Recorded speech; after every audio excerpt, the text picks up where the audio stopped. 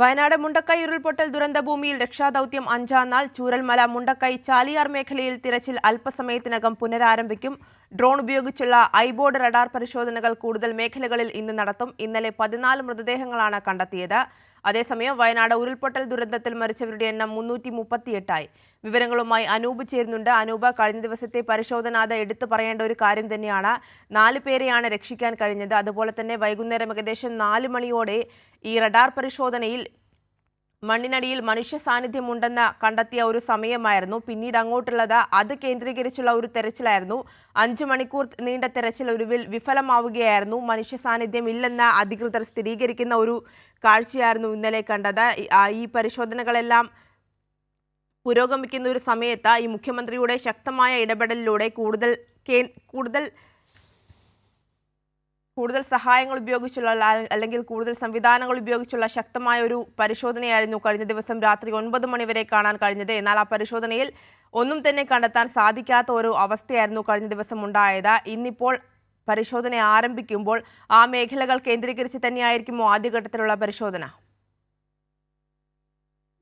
മുണ്ടക്കൈ അതുപോലെ തന്നെ ചൂരൽമല തുടങ്ങിയ സ്ഥലങ്ങളിൽ തിരച്ചിൽ നടത്തുന്നതോടൊപ്പം ഇന്ന് കൂടുതൽ ശ്രദ്ധ കേന്ദ്രീകരിക്കുന്നത് ചാലിയാർ പുഴയുടെ ഭാഗങ്ങളിലാണ്.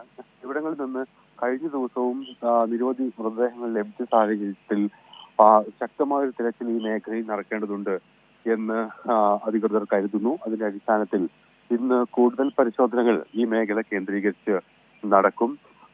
ചാലിയാറിലെ ഇരു കരകളിലും അതോടൊപ്പം പ്രാദേശിക സഹായത്തോടു കൂടി പുഴയിലും നീന്തൽ വിദഗ്ധരെ, മുങ്ങൽ വിദഗ്ധരെ ഉൾപ്പെടെ ഉൾക്കൊള്ളിച്ചുകൊണ്ടാണ് ഇന്ന് ചാലിയാർ മേഖലയിൽ തെരച്ചിൽ നടത്തുക. അതോടൊപ്പം റഡാർ സംവിധാനം ഉൾപ്പെടെ ഈ തെരച്ചിലിന് ഉപയോഗിക്കുകയും ചെയ്യും. ഇന്നത്തെ തെരച്ചിലിന്റെ ഏറ്റവും പ്രധാനപ്പെട്ട കാര്യം ഡൽഹിയിൽ നിന്ന് ഇന്ന് ഡ്രോൺ ഉപയോഗിച്ചുള്ള ഐബോർഡ് തെരച്ചിൽ നടത്തും. അത് കൂടുതൽ കാര്യക്ഷമമായി മൃതശരീരഭാഗങ്ങളും മറ്റും ഭൂമിക്കടിയിൽ നിന്ന് കണ്ടെത്തുന്നതിന് ഒതുങ്ങുന്ന വിധത്തിലാണ് അത്തരത്തിലുള്ള തിരച്ചിൽ ക്രമീകരിച്ചിരിക്കുന്നത്. അതോടൊപ്പം റഡാർ ഉപയോഗിച്ചുകൊണ്ട് കൂടുതൽ സ്ഥലങ്ങളിൽ പരിശോധന നടത്തും. ഇന്നലെ വൈകിട്ട് ആണ് ഈ ഡ്രോൺ ഇത്തരത്തിൽ റഡാർ പരിശോധനയിൽ ഒരു മനുഷ്യജീവന്റെ ഒരു തുടിപ്പ് ഈ ദുരന്ത ഭൂമിയിൽ ഉണ്ട് എന്നുള്ള വിധത്തിൽ അനുമാനങ്ങൾ വരുന്നത്. എന്നാൽ അതിനെ തുടർന്ന് നടത്തിയ തിരച്ചിലുകളെല്ലാം രാത്രി വൈകിയോടെ വിഫലമായി. അതിന്റെ പ്രധാന കാരണം അത് മനുഷ്യജീവന്റെ സാന്നിധ്യമല്ല എന്ന് ഈ തെരച്ചിലിനെത്തിയ സംഘം സ്ഥിരീകരിച്ചതിനെ തുടർന്നാണ്.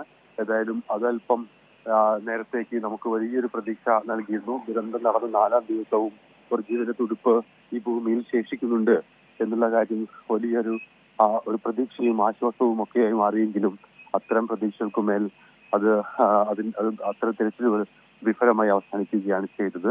ഏതായാലും ഈ മേഖലയിൽ റഡാർ ഉപയോഗിച്ചുകൊണ്ടും ഇതേ രീതിയിൽ ഡ്രോൺ ഉപയോഗിച്ചും എല്ലാമുള്ള പരിശോധനകൾ ഇന്നും തുടരുകയാണ്. ദൗത്യത്തിന്റെ 5-ാം നാളും. അതോടൊപ്പം ഏറ്റവും പ്രധാനപ്പെട്ട കാര്യം ഇതുമായി ബന്ധപ്പെട്ട് ഇപ്പോൾ പുറത്തുവരുന്ന ഔദ്യോഗിക കണക്കുകളാണ്. ഈ കണക്കുകൾ പ്രകാരം 210 മരണമാണ് ഔദ്യോഗികമായി സ്ഥിരീകരിച്ചിരിക്കുന്നത്.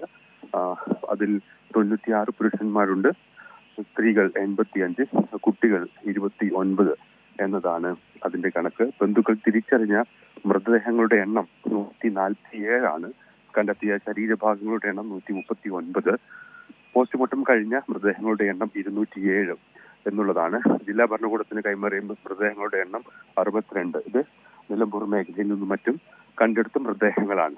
നിലമ്പൂർ ജില്ലാ ആശുപത്രിയിൽ നിന്നും ഏറ്റുവാങ്ങി ബന്ധുക്കൾക്ക് കൈമാറിയ മൃതദേഹങ്ങൾ 28. ഇങ്ങനെ വലിയ രീതിയിൽ ഈ കണക്കുകൾ വർദ്ധിക്കുകയാണ്. മരണനിരക്ക് ദുരന്തത്തിന്റെ 5-ാം നാൾ ദുരന്തം കഴിഞ്ഞ 5-ാം നാൾ പിന്നിടുമ്പോൾ കണ്ടെടുക്കുന്ന മൃതദേഹങ്ങളുടെ എണ്ണം വർദ്ധിക്കുകയാണ്. ഇനിയും 300-ലധികം പേരെ കാണാനുണ്ട് എന്നാണ് പ്രാദേശികമായി രക്ഷാപ്രവർത്തകരിൽ നിന്ന് ലഭിക്കുന്ന വിവരം. ഭരണകൂടം ഔദ്യോഗികമായി സ്ഥിരീകരിച്ചത് 189 പേരെ കണ്ടെത്താനുണ്ട് എന്നുള്ളതാണ്. ഏതായാലും ഈ രീതിയിൽ പരിശോധന നടത്തുകയാണ്. ഈ തിരിച്ചറിയപ്പെടാത്ത മൃതദേഹങ്ങളുണ്ട്, ബന്ധുക്കൾ എത്താത്ത അല്ലെങ്കിൽ ഈ മൃതദേഹങ്ങൾ ഐഡന്റിഫൈ ചെയ്യാത്ത സാഹചര്യമുള്ള മൃതദേഹങ്ങൾ അത് ജില്ലയിലെ വിവിധ പൊതുശ്മശാനങ്ങളിൽ സംസ്കരിക്കാനുള്ള ഒരു നീക്കം ഏതായാലും നടത്തുന്നുണ്ട്. പിടിച്ചോടി. ഇന്നലെ കൽപ്പറ്റയിലെ പൊതു ശ്മശാനത്തിൽ 3 മൃതദേഹങ്ങൾ സംസ്കരിച്ച വിധത്തിൽ തിരിച്ചറിയാത്ത മൃതദേഹങ്ങളാണ് ആ വിധത്തിൽ സംസ്കരിച്ചത്. അതോടൊപ്പം അതിന്റെ ഏറ്റവും വലിയൊരു പ്രത്യേകത ഈ വിവിധ മതാചാര പ്രകാരമുള്ള ചടങ്ങുകളോടുകൂടിയാണ് ഈ സംസ്കാര ചടങ്ങുകൾ നടക്കുന്നത് എന്നുള്ളതാണ്. മന്ത്രിമാരുടെയും സ്ഥലം MLA-യുടെയും മറ്റ് വിവിധ ജനപ്രതിനിധികളുടെയും നേതൃത്വത്തിലെല്ലാം കഴിഞ്ഞ ദിവസം വൈകിട്ട് ഒരു അവലോകന യോഗം ചേർന്നിരുന്നു. ആ അവലോകന യോഗത്തിലാണ് ഈ തിരിച്ചറിയപ്പെടാത്ത മൃതദേഹങ്ങൾ സംസ്കരിക്കുന്നത് സംബന്ധിച്ച് ഒരു തീരുമാനമെടുത്തത്. അതിന്റെ അടിസ്ഥാനത്തിലാണ് ജില്ലയിലെ വിവിധ പൊതുശ്മശാനങ്ങളിൽ ഈ മൃതദേഹങ്ങൾ സംസ്കരിക്കുന്നതുമായി ബന്ധപ്പെട്ട തീരുമാനമുണ്ടായത്. അതിന്റെ അടിസ്ഥാനത്തിൽ കൽപ്പറ്റ നഗരസഭയിലെ ഗൂഡലായിക്കുന്ന് പൊതുശ്മശാനത്തിൽ ആദ്യമായി 3 മൃതദേഹങ്ങൾ സംസ്കരിച്ചു. ഇതിന്റെ ഒരു ഭാവിയിൽ ബന്ധുക്കളോ അല്ലെങ്കിൽ അതുമായി ബന്ധപ്പെട്ടോ ഒരു അന്വേഷണം ഉണ്ടാവുകയാണെങ്കിൽ DNA പരിശോധനയ്ക്ക് ഉൾപ്പെടെ സംവിധാനം ഏർപ്പെടുത്തിയിരുന്നു. DNA സാമ്പിളുകൾ ഉൾപ്പെടെ ശേഖരിച്ചാണ് ഇത്തരം മൃതദേഹങ്ങൾ സംസ്കരിച്ചിരിക്കുന്നത് എന്നതും പ്രത്യേകതയാണ്. ഏതായാലും നിരവധി മൃതദേഹങ്ങൾ ഇനിയും തിരിച്ചറിയാനുണ്ട്. ബന്ധുക്കളോ മറ്റോ എത്തുമെന്ന പ്രതീക്ഷയിൽ അവ മോർച്ചറികളിൽ സൂക്ഷിച്ചിരിക്കുകയാണ്. ഏതായാലും മരണസംഖ്യയുടെ കണക്കാൻ ഞാൻ നേരത്തെ സൂചിപ്പിച്ചതുപോലെ മരണസംഖ്യ ഉയർന്നു സാഹചര്യത്തിലും ദൗത്യം അതിദ്രുതം പൂർണ്ണസജ്ജമായി തന്നെ മുഴുവൻ സംവിധാനങ്ങളും ഉപയോഗിച്ച് തുടരുകയാണ്. ഇന്നലെയെല്ലാം മുണ്ടക്കൈ അതുപോലെ തന്നെ പുഞ്ചിരിമറ്റം മേഖലയിൽ കൂടുതൽ JCB എത്തുകയും മണ്ണു മാറ്റിയുള്ള തിരച്ചിൽ നടത്തുകയുമാണ് ചെയ്തത്. അത് ഇന്നും തുടരും. ഇതിൽ പ്രാദേശികമായി നാട്ടുകാരിൽ നിന്ന് ലഭിക്കുന്ന വിവരങ്ങളുടെ കൂടി അടിസ്ഥാനത്തിലാണ് ആ തിരച്ചിൽ പ്രത്യേക മേഖലകളിൽ വിവിധ ദൗത്യ സംഘങ്ങൾ ചേർന്ന് നടത്തുന്നത്. ആ ദൗത്യ സംഘങ്ങളിൽ വിവിധ സേനാ പ്രതിനിധികൾ ഉൾപ്പെടെ നാട്ടുകാരുൾപ്പെടെ വനവകുപ്പ് ഉൾപ്പെടെയുള്ള ദൗത്യ സംഘങ്ങളാണ് പ്രത്യേക ഗ്രൂപ്പുകളായി തിരിഞ്ഞ് ഈ പ്രത്യേക മേഖലകളിൽ തിരച്ചിൽ നടത്തുന്നത്. ഏതായാലും ആ തിരച്ചിൽ 5-ാം നാളും പുരോഗമിക്കുകയാണ്. അല്പസമയത്തിനകം ഔദ്യോഗികമായി 5-ാം ദിവസത്തെ തിരച്ചിൽ പുനരാരംഭിക്കും. ശരി, KR അനൂപാണ് വിവരങ്ങൾ നൽകിക്കൊണ്ടിരിക്കുന്നത്.